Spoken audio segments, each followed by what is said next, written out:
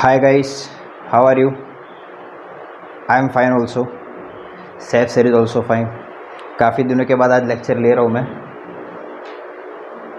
बहुत सारे लोग के मैसेजेस आए, बहुत सारे बच्चों के स्टूडेंट्स लोग के मैसेज आए, सर तबीयत कैसी है, क्या है. अल्हम्दुलिल्लाह हम लोग सब ठीक है और ठीक हो जाएंगे अगर आप लोग होमवर्क टाइम टू टाइम करके भेज देंगे इंशाल्लाह. ठीक है ना? तो कंटिन्यू करें. आइए शुरू करते हैं.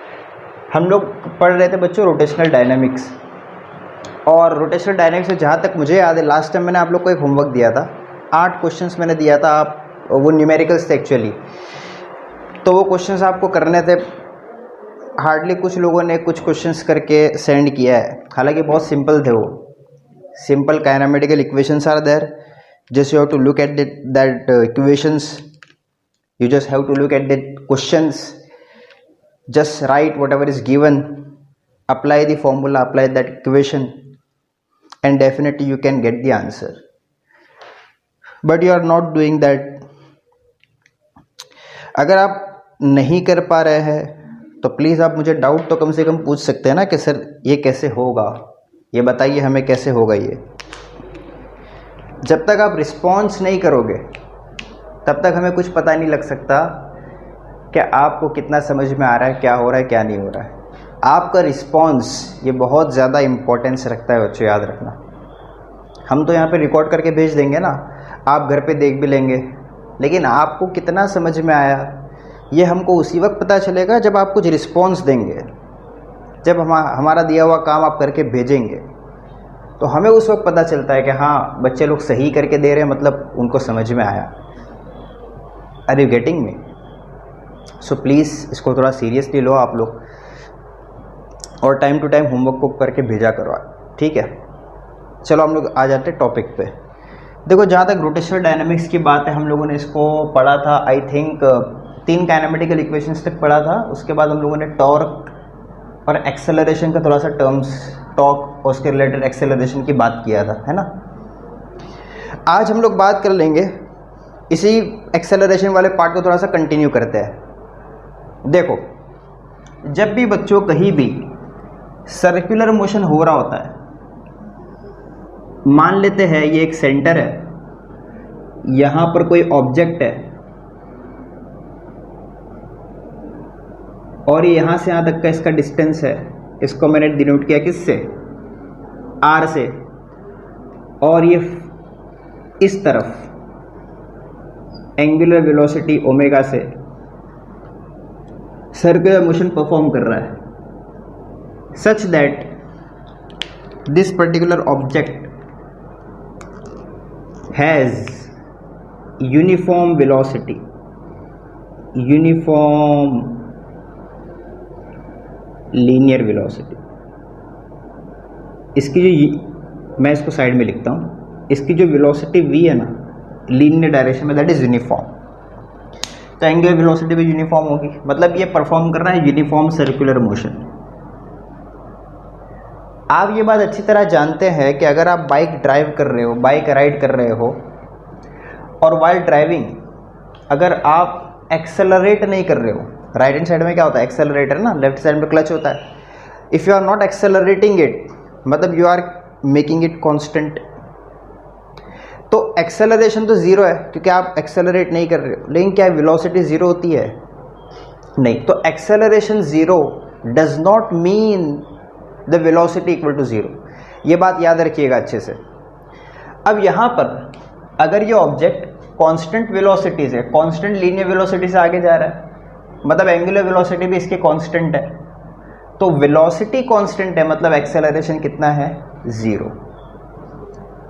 एग्जाम्पल से बात समझो. आप बाइक चला रहे हो और आपकी स्पीड है 50 kilometre per hour, constant speed है. तो कांस्टेंट स्पीड क्या आइडिया देती है?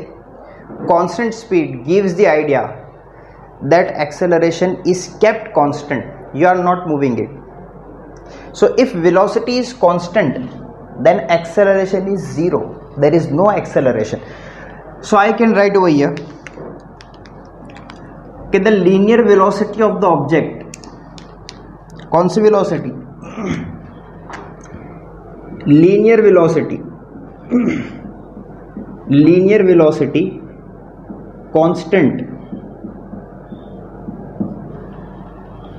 it implies that acceleration is 0. लेकिन कौन सा acceleration? Of course linear acceleration. Now let me ask about angular acceleration. चलो linear acceleration 0 है. What about angular acceleration? Angular acceleration कितना होगा? क्या वो भी 0 होगा? क्या angular acceleration जिसको हम लोग अल्फा बोलते हैं, क्या वो 0 होगा? देखो एक बात अच्छी तरह याद रखना बच्चों, मैं फर्दर इसको थोड़ा सा लेके आगे बढ़ूँ उससे पहले आपको एक चीज़ समझाता हूँ. अगर ये पार्टिकल सर्कुलर मोशन परफॉर्म कर रहा है, that means there is a force which is acting towards the centre along the radius, और उस फोर्स का नाम हमने दिया था सेंट्रीपिटल फोर्स. कौन सा फोर्स? Centripetal force. तो जब भी फोर्स आएगा तो फोर्स किसको लेकर आता है? एक्सेलरेशन को. किसको लेकर आता है? एक्सेलरेशन. एक्सेलरेशन मतलब चेंज इन स्पीड. यानी मान लो मैं एक कांस्टेंट स्पीड से आगे बढ़ रहा था, कांस्टेंट स्पीड से मैं आगे बढ़ रहा था, पीछे से किसी ने फोर्स अप्लाई किया, तो अब मेरी स्पीड चेंज हो जाएगी. मेरी स्पीड चेंज होने का मतलब मेरी बॉडी में एक्सेलरेशन आ गया. तो ये एक्सेलरेशन को कौन लेके आ गया? Force. So whenever there is a force it will bring out acceleration. Now in circular motion you always know that there is always a force which is towards the center and along the radius. Towards the center and along the radius. क्या नाम था इस force का? This force is called as centripetal force. This force is called as centripetal force. जहाँ भी circular motion होता है वहाँ पर सेंट्रीपिटल फोर्स ज़रूर होगा, ये बात भूलना मत आप. जैसे मान लो एक, आई थिंक ये विजिबल नहीं होगा आप लोग को, एक एग्जाम्पल ले लेते हैं. सी हियर, यहाँ पर न्यूक्लियस है, मैंने एक एटम लिया, यहाँ पे न्यूक्लियस है, न्यूक्लियस में प्रोटॉन है और साथ में कौन है? न्यूट्रॉन. और आसपास कौन घूम रहा है? इलेक्ट्रॉन्स घूम रहे हैं. ये इलेक्ट्रॉन माइनस चार्ज वाले हैं और प्रोटॉन प्लस चार्ज वाले हैं. प्लस और माइनस एक दूसरे को क्या करते हैं? अट्रैक्ट करते हैं. इन्होंने एक दूसरे को पकड़ के रखा है, अट्रैक्ट करके रखा है, मतलब there is a centripetal force between electron and proton. Because of this force, this electron is able to revolve around the nucleus. अगर ये सेंट्रीपिटल फोर्स नहीं होता तो ये इलेक्ट्रॉन घूम नहीं सकता था. ये इलेक्ट्रॉन घूम क्यों रहा है? Because of electrostatic force between proton and electron. That electrostatic force here is providing centripetal force. Similarly, in any circular motion, just you take a stone, you tie the stone, take one end of string in your hand and revolve it. अगर आप इसको revolve कर रहे हो तो ये circular motion क्यों perform करेगा वो स्टोन? बिकॉज आपके हाथ और स्टोन के बीच में जो स्ट्रिंग है उसमें जो टेंशन आ रहा है वो प्रोवाइड कर रहा है सेंट्रीपिटल फोर्स, और इसीलिए वो घूम पा रहा है. So centripetal force is the force which is along the radius towards the centre. उसका फॉर्मूला भी हमने देखा था. Centripetal force can be found out using mv square by r. mv square by r.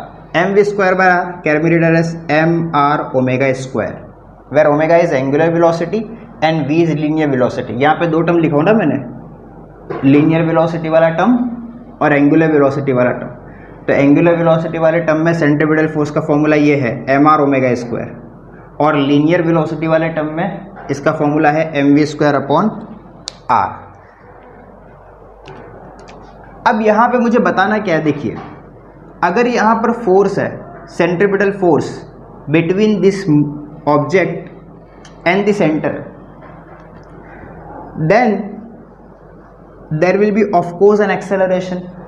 क्यों? मैंने यहां पे लिखा है if there is a force there will be acceleration ना, अगर फोर्स है तो एक्सेलरेशन जरूर होगा। तो अगर यहाँ पर सेंट्रीपिटल फोर्स है towards the centre, there must be some acceleration and that acceleration is called as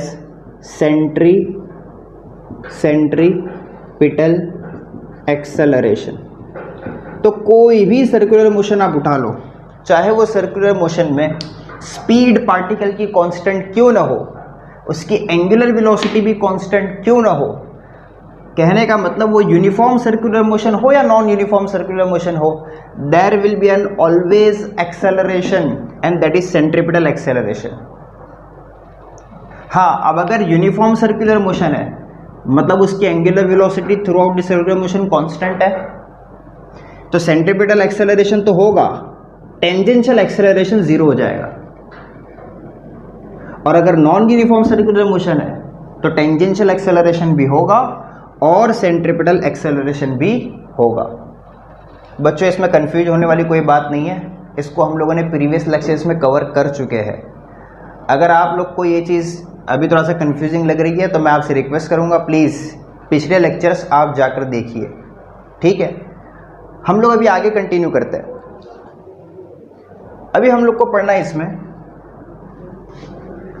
uniform circular motion के कुछ एप्लीकेशंस। हमने अभी इतना पढ़ता है रोटेशनल डायनेमिक्स में circular motion, rotational motion, force, torque etcetera.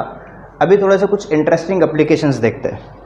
सबसे पहली चीज़ देखो, जब आप बाइक राइड करते हो और आप किसी कर्व रोड पे टर्न लेते हो, when you take the turn, तो automatically your body declines at some angle. आपने कभी किसी को नहीं देखा होगा कि कोई टर्न ले रहा है और बिल्कुल ऐसे इसने हैंडल को घुमा दिया और आराम से स्ट्रेट टर्न ले लिया, ऐसा तो नहीं ना। अगर वो लेफ्ट टर्न लेना चाहता है तो he has to move the body like this. अगर वो राइट टर्न ले रहा है then he has to move the body like this. तो ये आप अपनी बॉडी को टर्न क्यों करते हो, फर्स्ट क्वेश्चन। सेकेंड क्वेश्चन, अगर आपने फॉर्मूला 1 की रेसिंग देखी होगी तो जहाँ पे कार शार्प टर्न लेते हैं, मतलब एकदम कर्व सर्कुलर रोड है, तो वहाँ पे आपने देखा होगा कि जो रोड का आउटर रेल होता है that is raised at some height. यानी अगर ये ट्रैक है ऐसा तो जो इनर साइड होगा वो थोड़ा सा डाउन होगा और जो आउटर साइड होगा रोड का वो थोड़ा सा उठा हुआ होगा। तो your complete road surface will be like this. See, this is the road, consider this is the road, और गाड़ी को ऐसे टर्न लेना है। तो यहाँ जो रोड होगा टर्निंग के टाइम पे वो रोड थोड़ा सा ऐसा होगा, थोड़ा सा बेंड। ये बेंड करने की ज़रूरत क्यों पड़ी, ये भी एक क्वेश्चन है। ये इतना बेंड नहीं होता कि आप ऑब्जर्व कर पाओ। आप बहुत ध्यान से देखोगे तो आपको थोड़ा सा टेढ़ा दिखेगा, वो इनर साइड थोड़ा सा झुका रहेगा, आउटर साइड थोड़ा सा ऊपर रहता है कुछ एंगल पे। तो क्वेश्चन ये है कि ये एंगल कितना होता है और ये एंगल रखने की ज़रूरत क्या है, और कितने एंगल रखेंगे तो गाड़ी कितना स्पीड से चल पाएगी। तीसरी चीज़, सर्कस के अंदर आपने देखा होगा मौत का कुआं, मौत का कुआं बोलता है वेल ऑफ डेथ। आपने देखा होगा उसकी वॉल पे वो लोग जब राइड करते हैं तो that is completely perpendicular motion, पूरे वॉल के ऊपर वो लोग ड्राइव कर रहे हैं ना। तो वो कोई मैजिक है? मैजिक नहीं है। एक्चुअली वहाँ पे वो एक पर्टिकुलर स्पीड मेंटेन रखते हैं। तो कितनी स्पीड मेंटेन रखी जाए so that a particular person can not fall, ये भी यूनिफॉर्म सर्कुलर मोशन के एप्लीकेशन के अंदर आता है। तो ये सारी चीज़ें हम लोग वन बाय वन देखेंगे। तो चलो स्टार्ट करते हैं। तो यहाँ पे आप न्यू हेडिंग डालेंगे। हेडिंग रहेगी आपकी application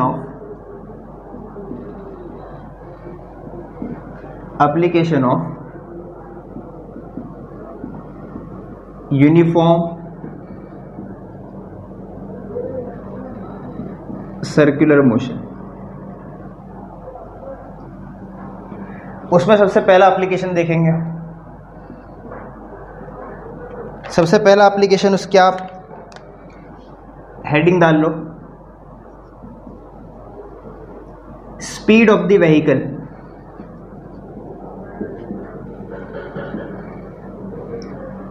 on a level road, on a level curved road.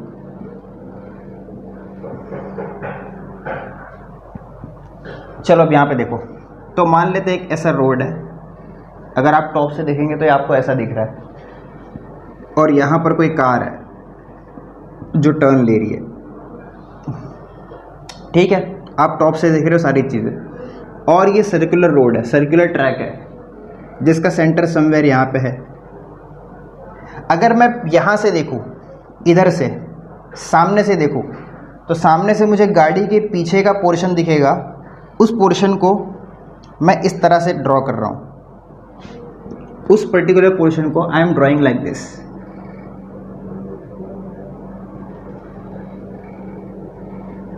ये उसके टायर होंगे यहाँ पे,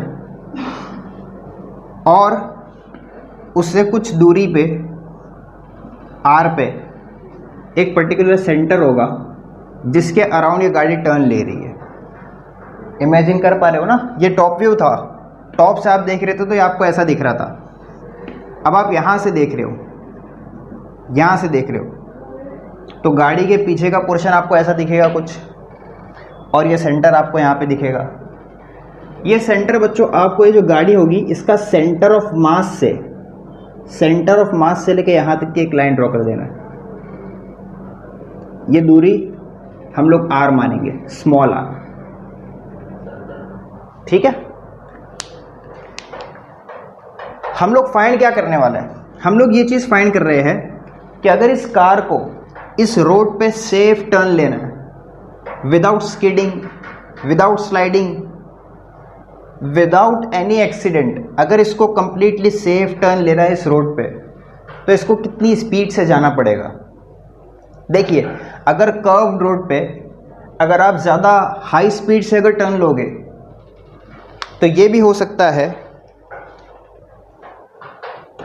ये हो सकता है मान लो कि ये जो गाड़ी है टर्न लेते रहते ऐसा आउटर साइड पे स्किड हो जाए, या ऐसा हो सकता है कि टर्न लेते लेते यहाँ पे टॉपल हो जाए। बहुत सारी चीज़ें पॉसिबल है। आपको फाइंड करना है कि वो कौन सी स्पीड है कि उस पर्टिकुलर स्पीड से ड्राइव करने पे गाड़ी सेफ टर्न ले लेगी। और यही फंडा, यही फॉर्मूला यूज़ किया जाता है हाईवे पर। आपने हाईवे पर बोर्ड्स देखे होंगे, जहाँ पर कहीं ऐसा रोड होता है तो वहाँ पर इस तरह के बोर्ड होंगे, वहाँ पर स्पीड लिमिट होती है कि you can not go beyond this speed limit. आपको स्पीड लिमिट के अंदर अपनी कार को ड्राइव करना है। तो वो स्पीड लिमिट कैसे पता चली उन लोगों को? That speed limit is also calculated using this formula which we are going to derive over here. Okay, so let's start now. Before starting derivation, obviously you should know some basic things. The first thing, now the thing which I am going to mention over here is basic, most basic. अगर वो basic नहीं पता है बच्चों तो derivation नहीं पढ़ने पड़ेगा।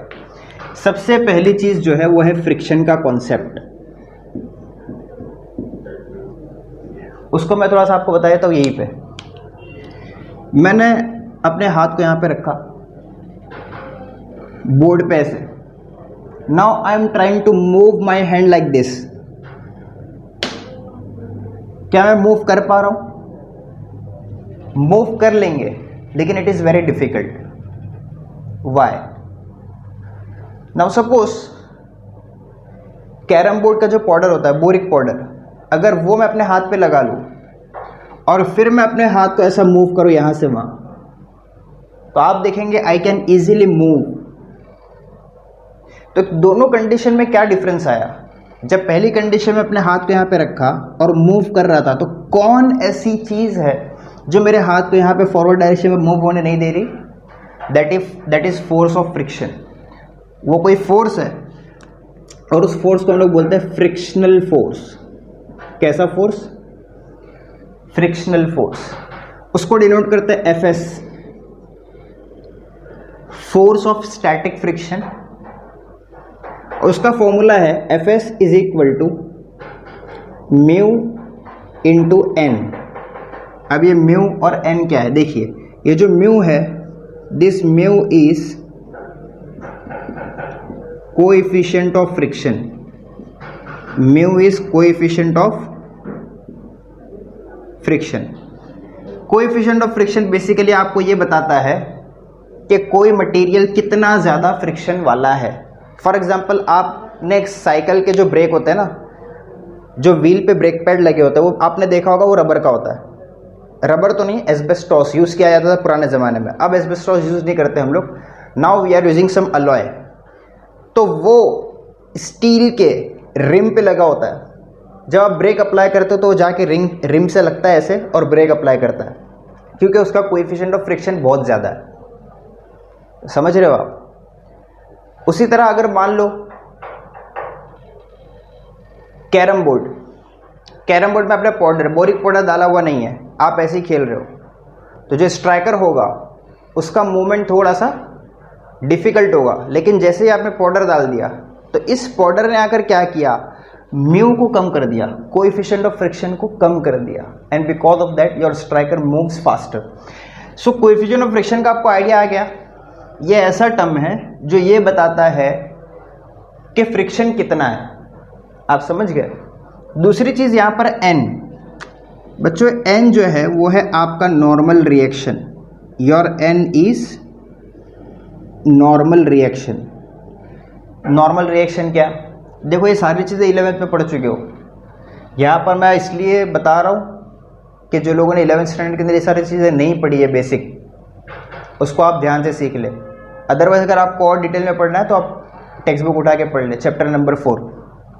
नॉर्मल रिएक्शन क्या होता है वो देखिए आप। मान ली एक टेबल है, यहाँ पर मैंने एक ब्लॉक रखा जिसका वेट है, जिसका मास है लेट से 20 किलोग्राम। अगर इस ब्लॉक को मैंने यहाँ पर इस फिक्स टेबल पे रखा है तो you know that it will apply the force on downward direction. कितना फोर्स लगाएगा, this force will be equal to weight of this block, this force will be equal to weight of this block. Weight कितना होगा, weight is nothing but mass into acceleration due to gravity, mg। Mass कितना 20, g 9.81 अर्थ के हिसाब से रखो तो आपको answer मिल जाएगा व्हाटएवर। अब क्वेश्चन ये है कि अगर ये ब्लॉक यहाँ पे नीचे फोर्स लगा रहा है 20 इंटू 9.81 का, तो because of this force acceleration आना चाहिए। मैंने अभी बताया था फोर्स आएगा तो एक्सेलरेशन आएगा, तो ये फोर्स नीचे लगा रहा है तो नीचे की डायरेक्शन में एक्सेलरेशन आना चाहिए था और ब्लॉक को नीचे मूव होना चाहिए था, लेकिन ब्लॉक नीचे मूव नहीं होता। क्यों? बिकॉज ये टेबल ने उसको रेजिस्टेंस प्रोवाइड करके रखा है। इसी रेजिस्टेंस का नाम नॉर्मल रिएक्शन है। क्या मतलब, ये ब्लॉक जब इस टेबल पे 20 इंटू 9.81 डाउनवर्ड डायरेक्शन में फोर्स लगा रहा है, at the same time this particular table applies N opposite force, ये अपोजिट डायरेक्शन में फोर्स प्रोवाइड करता है। और वो जो फोर्स होता है बच्चों, जो अपोजिट डायरेक्शन प्रोवाइड करता है, that is perpendicular to this surface, perpendicular to this surface, और उस फोर्स का नाम है नॉर्मल रिएक्शन। उस फोर्स का क्या नाम है, नॉर्मल रिएक्शन। क्या बात समझ में आ गई आपको? मैंने एक बात अभी स्पेसिफाई किया, this normal reaction is always perpendicular to this surface. यानी अगर मैं सरफेस को इंक्लाइन कर दूं, मान लो कोई सरफेस ऐसी है और ब्लॉक ऐसा रखा हुआ है, इसका मास है m। अब बताओ इसका वेट कहां पे एक्ट करेगा, the weight will be like this, mg। Correct? गलत है। Always remember this weight always acts towards the centre of the earth. अगर ये ब्लॉक ऐसा भी रखा हुआ है, इसका वेट ऐसा वर्टिकली डाउनवर्ड डायरेक्शन में towards the centre of the अर्थ पे एक्ट करेगा। ठीक है? सरफेस के इंक्लाइन होने से वेट टेढ़ा नहीं हो जाएगा, weight will always act towards the centre of the अर्थ। ठीक है? ओके। अच्छा, नॉर्मल रिएक्शन कहां पे आएगा बताओ? चलो वेट आ गया ऐसे, where the normal reaction will be, see in this case weight vertically downward था, तो इसको बैलेंस करने के लिए इससे नॉर्मल रिएक्शन प्रोवाइड किया, एग्जैक्टली अपोजिट ऊपर। इसका नॉर्मल रिएक्शन कहाँ पे आएगा?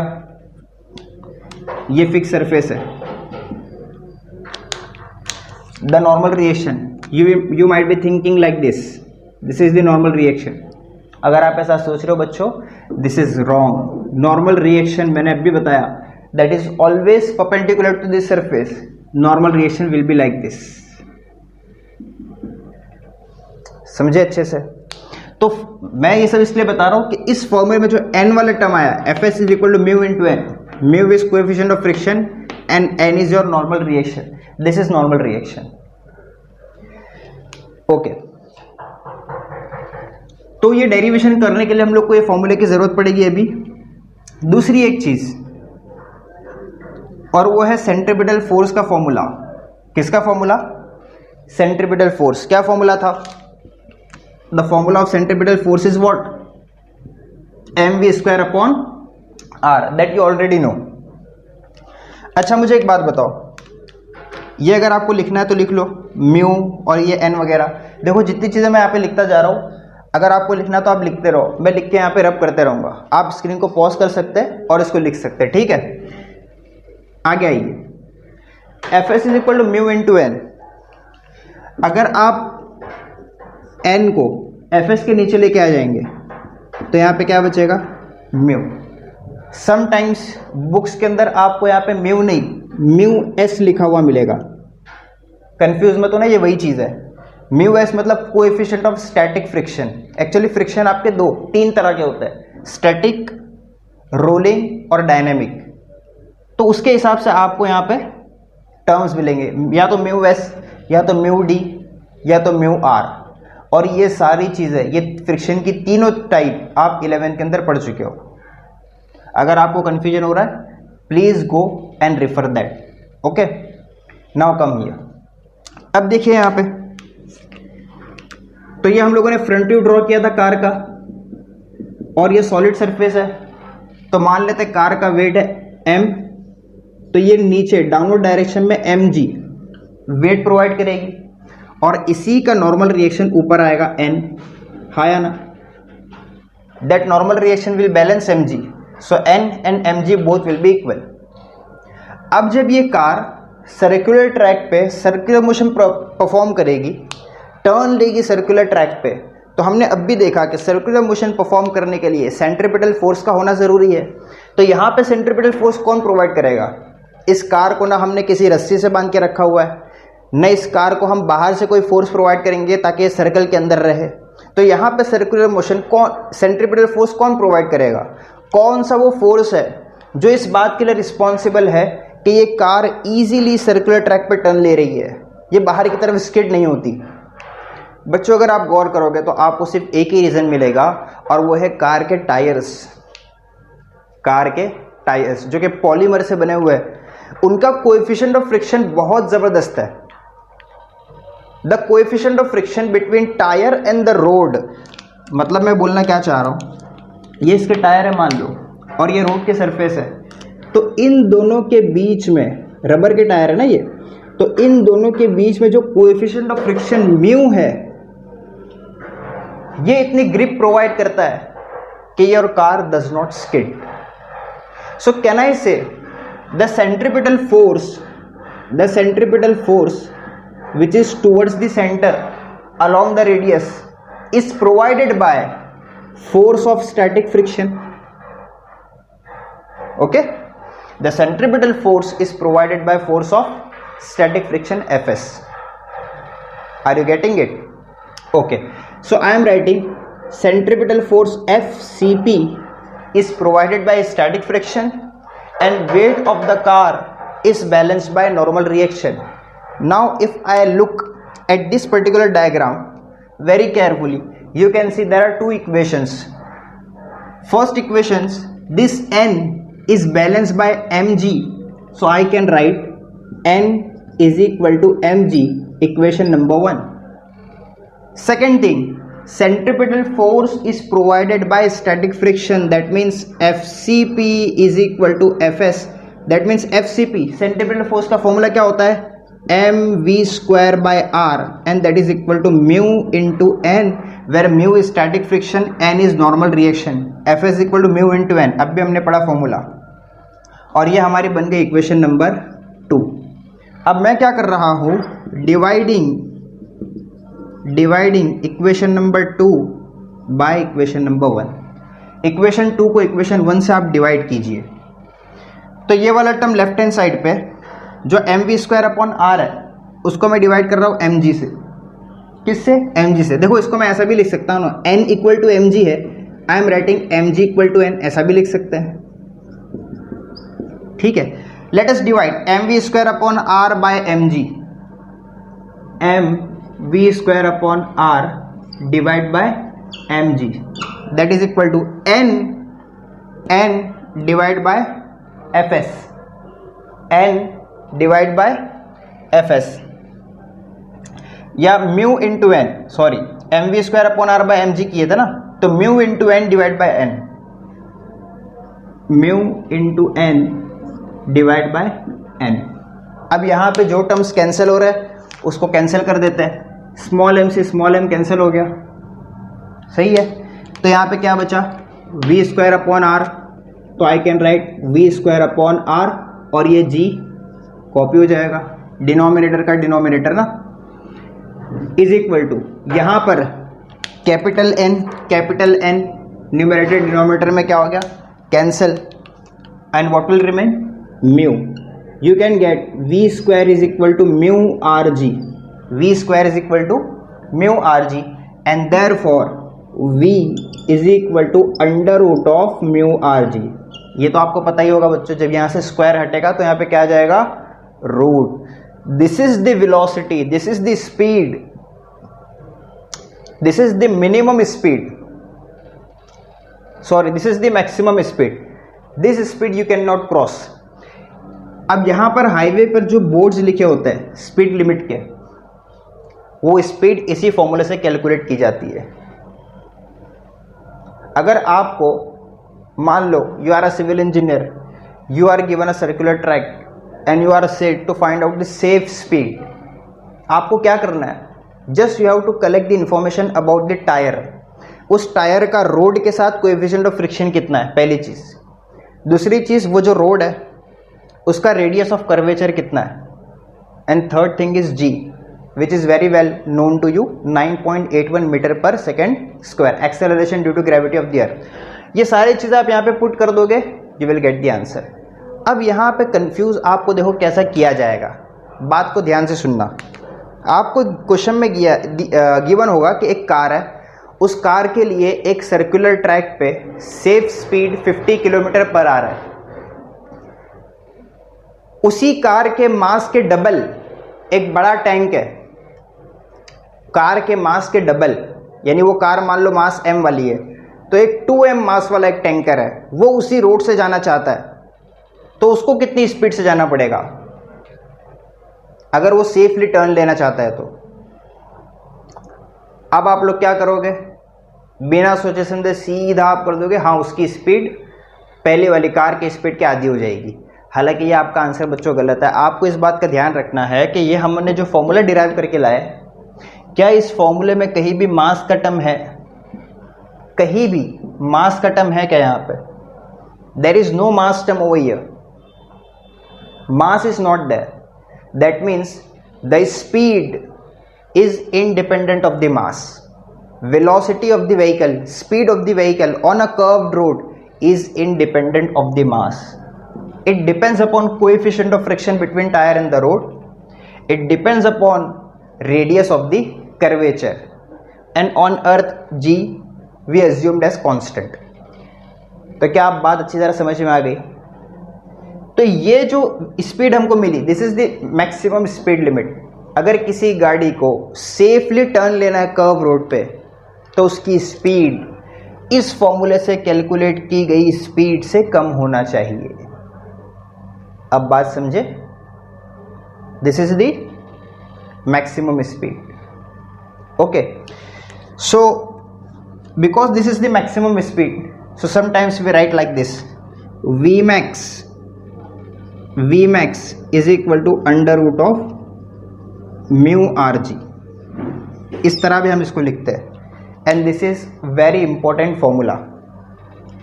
ये देख लो ज़रा, ये दिख रहा है क्या? This is the maximum speed, v max is equal to under root of mu r ji. Very important formula.